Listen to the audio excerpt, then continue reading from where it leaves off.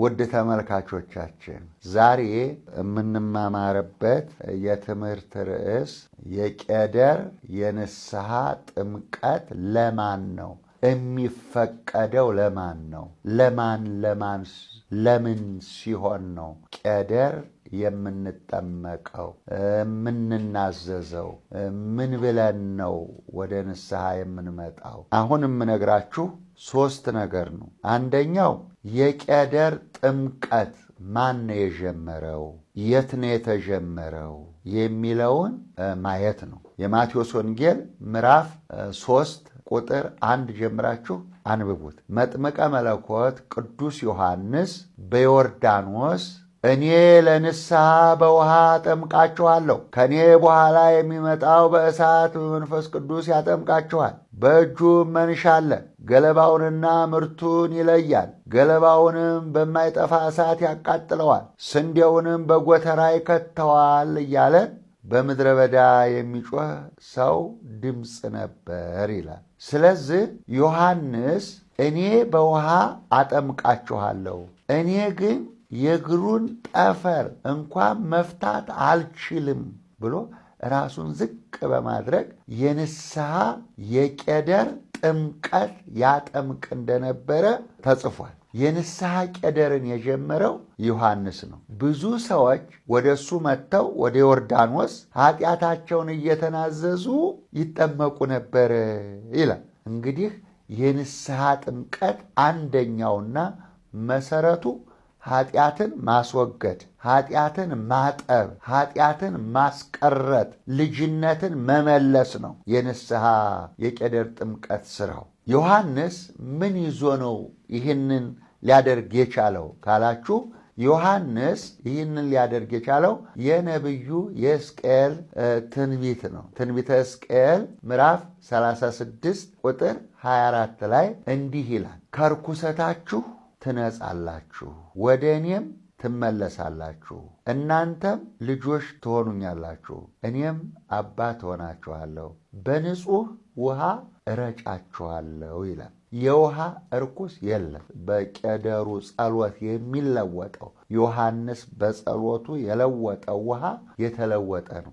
ንጹሕ ሆኗል ማለት ነው። በዮሐንስ ወንጌል ምዕራፍ 5 ቁጥር 1 ላይ በቤተሳይዳ መላእክት ከሰማይ ወርደው ውሃውን ይለውጡት እንደነበረ ዮርዳኖስም ሲለወጥ ብዙ ሰዎች እንዲጠመቁ ተደርጓል ማለት ነው። ስለዚህ ከእርኩሰታችሁ ትነጻላችሁ፣ በንጹሕ ውሃ ረጫችኋለሁ፣ ክፉ ሐሳባችሁ፣ ክፉ ስራችሁ በአጠቃላይ ይወድቅላችኋል ተብሎ በዚህ ምዕራፍ ላይ ተጽፎ ስለነበረ ዮሐንስ ይህንን ይዞ በዮርዳኖስ መንግሥተ ሰማያት ቀርባለችና ንስሐ ግቡ ብሎ ሲያውጅ ብዙ ሰዎች መጥተው ኃጢአታቸውን እየተናዘዙ ንስሐ ይገቡ።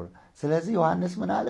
ይሄ ልጅነት የሚሰጠው ጥምቀት አይደለም፣ እኔ ለንስሐ በውሃ ነው የማጠምቃችሁ። ታዲያ ዛሬ ፖዘቲቭና ኔጌቲቭ የሆነው ነገር ብዙ ሰዎች አንደኛ ቄደር የታዘዘው ለዚህ ጉዳይ ነው እያሉ ግራ የሚያጋቡ፣ ሁለተኛ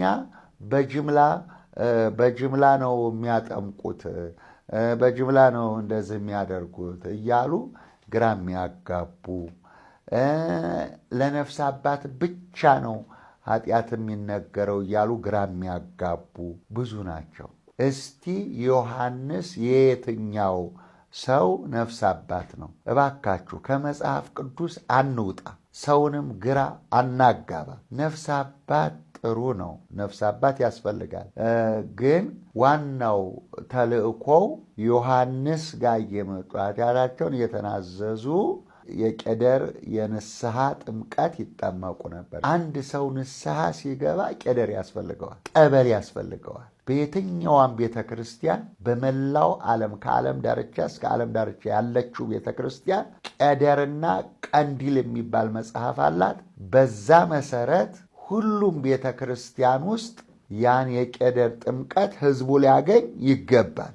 ንስሐ ገቢው ንስሐ ተናዛዡ ሰው የግድ ጠበል ማግኘት አለበት። የተጀመረው በጸበል ስለሆነ የንስሐ የቄደር ጥምቀት ለማን ነው? ለክርስቲያኖች ነው፣ ላማኞች ነው። የቄደር ጥምቀት የተወሰደብንን ጸጋ መመለሻ ነው። ሁለተኛው ከኔ በኋላ የሚመጣው በእሳት በመንፈስ ቅዱስ ያጠምቃችኋል የሚለው ነው። እሱ ደግሞ መጀመሪያ ክርስትና ላልተነሱ፣ ላላመኑ፣ ላልተጠመቁ እሱ መጽሐፈ ክርስትና የሚባል አላት ቤተ ክርስቲያን።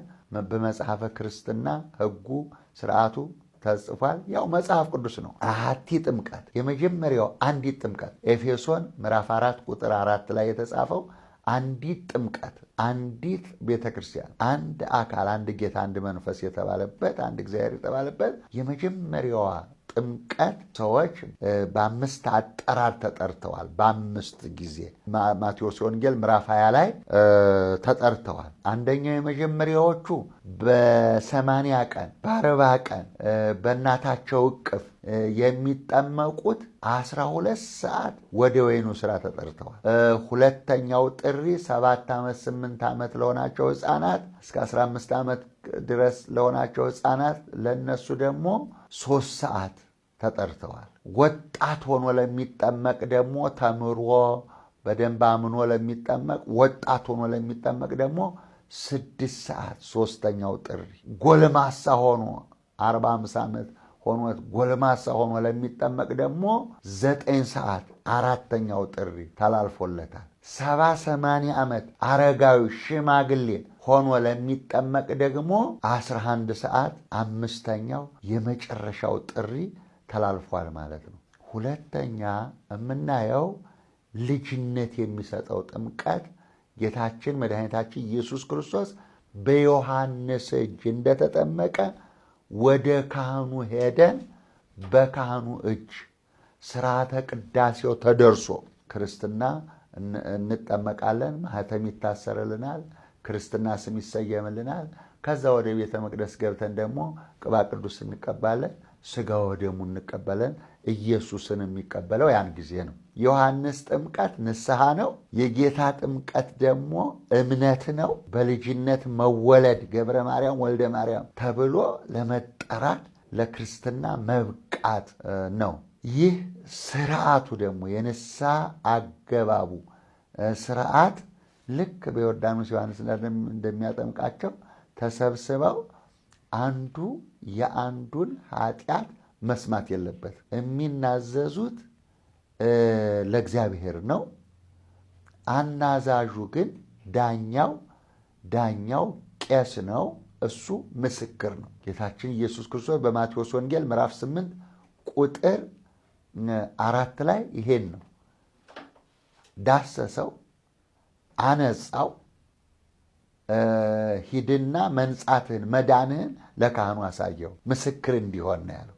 በስመ አብ ወወልድ ወመንፈስ ቅዱስ አሐዱ አምላክ። በአብ ወወልድ ወመንፈስ ቅዱስ ስም አምነን በእውቀት ባለእውቀት የሠራነውን ኃጢአት የምናዘዝበት መጽሐፍ ከብዙ በጥቂቱ ጽፈናል። የኃጢአት ምንጩ ኃጢአት መውደድ እግዚአብሔርን መካድ ነው። ገበርኩ ማለት ኃጢአት ሠራሁ ማለት ነው። የሚናዘዝ መጽሐፍ እያነበበ ኃጢአቱን እያሰበ ያልቅስ። ያልተማረ ከሆነ መምህረ ንስሐው ያንብብለት። በጣሬ ክጄ አረማውያን የእስላም የክርስቲያን ትንኳይ በጠየሙ ዛር በተለማመኑ ገበርኩ ይፍቱኝ አባቴ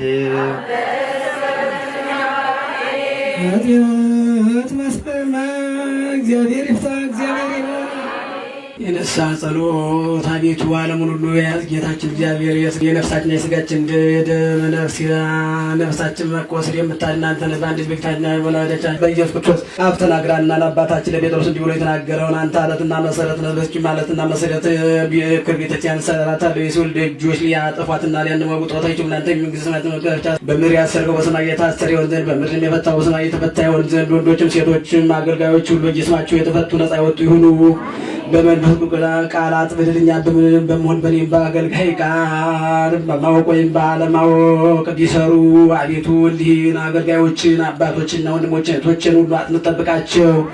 ዳግመኛም አንተ በደለኛ መሆኔን ወራዳነቴን አይተህ ፍታኝ። ልዩ ሦስት በሚሆኑ በአብና በወልድ በመንፈስ ቃል የተፈቱ ነፃ የወጡ ይሁኑ።